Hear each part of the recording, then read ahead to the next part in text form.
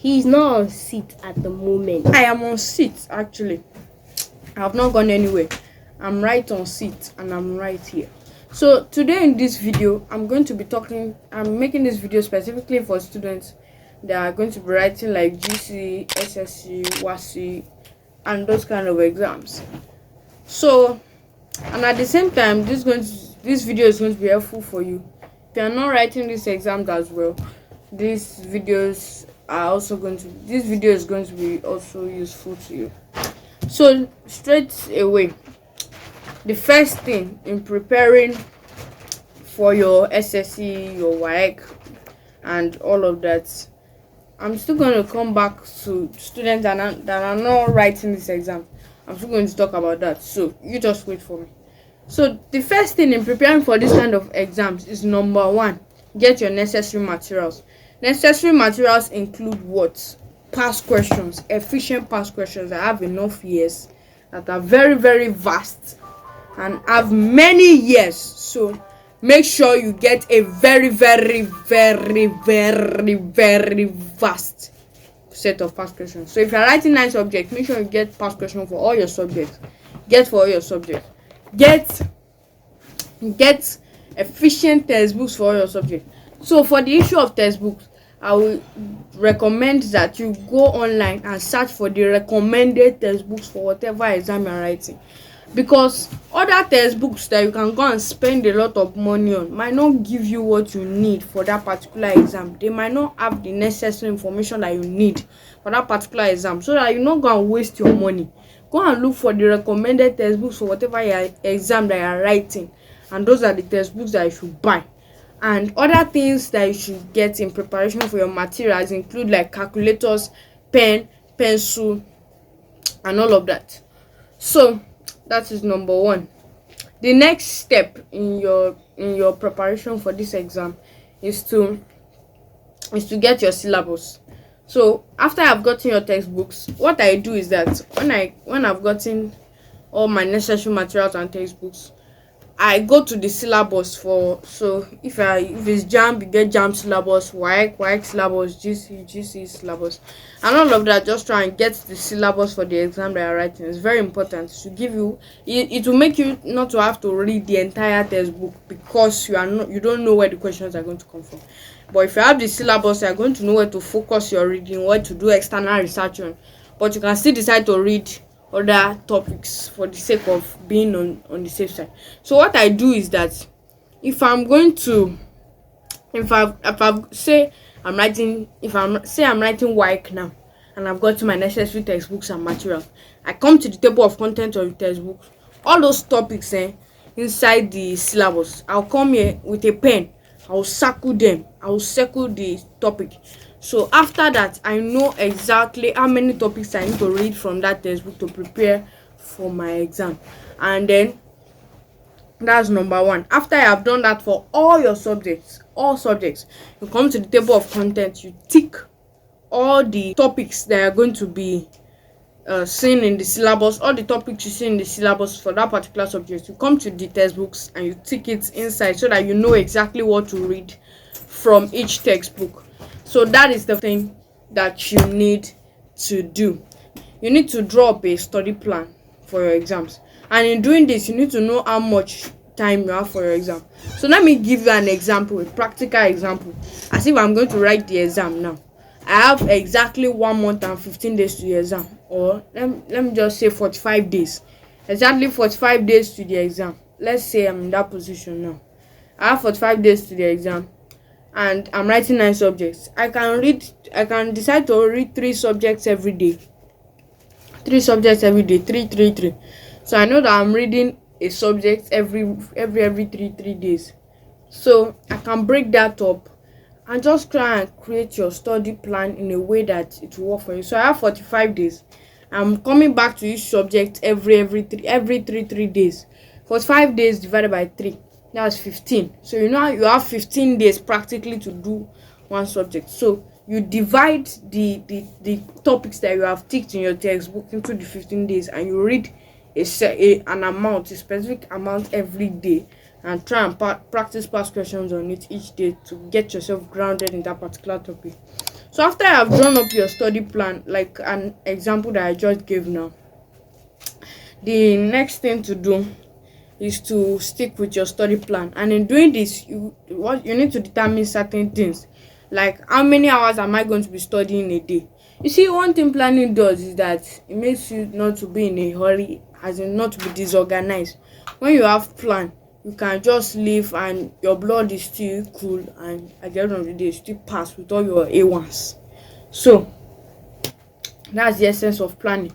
So now, for those that are not writing these exams, if you are writing school exams, make use of past questions. How do you do that? If you have not written CA test at all, if you have not written CA test or exam at all, go to seniors that have passed through your class, collect their past questions, look through them. Make sure you have looked through them to the point that you can redo the whole thing. If they give you the same exam again, you will not miss one.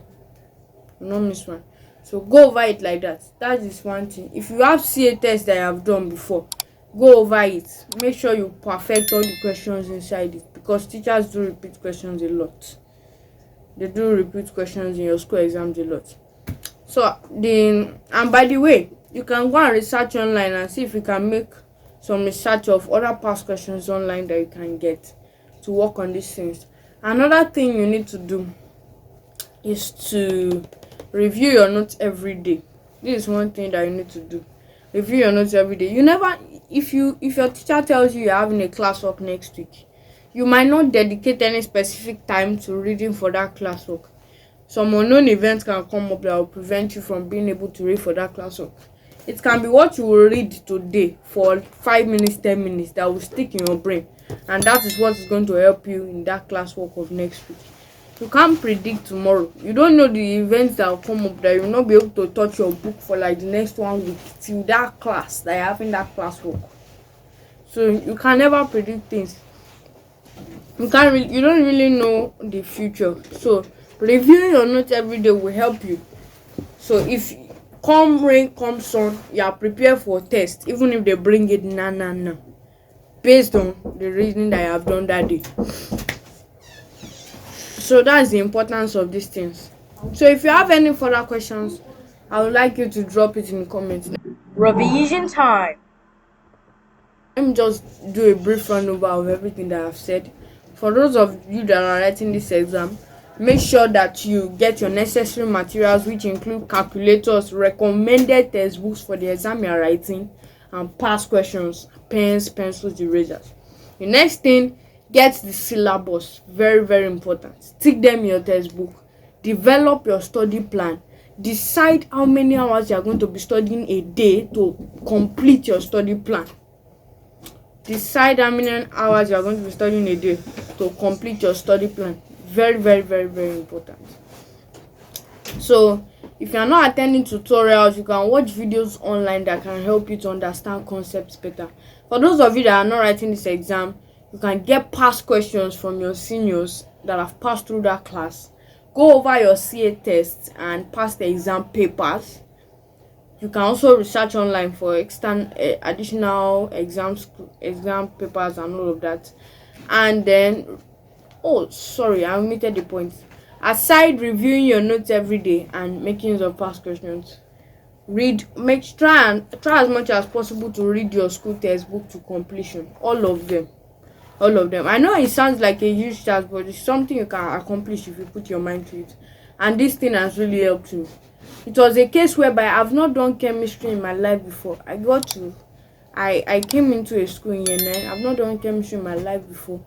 And then I used to have like 56% over 100 in test exam. That was quite normal for me. I read my school textbook to completion back to back. I went from 56% in chemistry to 87%. That is what was that? What would I call that? That is like from a D to an A. That's from a D to an A. So please, I don't have time to talk much about this experience. I just want to tell you, try as much as possible to read your textbook. If you are wondering why do I need to read my textbook, this is just a matter of this thing. Your teachers can put questions in your test and exams that they have not necessarily like talked about as a topic in class, and that can be what will give you the advantage over all other students writing the examination. That can be what will give you the extra mark that is going to make you the best in your class. So it's important that you do this. So thank you so much for watching. That's it for today. By the way, it can give you extra knowledge such that you answer questions in class, and then you so it's just a very, very good idea. So thank you so much for watching this video. I hope you found it helpful and you enjoyed it. Thank you for watching. Please don't forget to subscribe, give me a thumbs up, comment in the comment section, share your thoughts, ask questions. What do you think of this video? Share with as many people as possible, as many people as you know. And please give me a thumbs up, because I know you have enjoyed this video. You can't tell me that everything I've been saying since you not enjoy it. It's not possible. It's not possible at all. At all. You have enjoyed this. You have enjoyed it. You have enjoyed this content. Make sure you give me a thumbs up. Thank you for watching this video. Bye.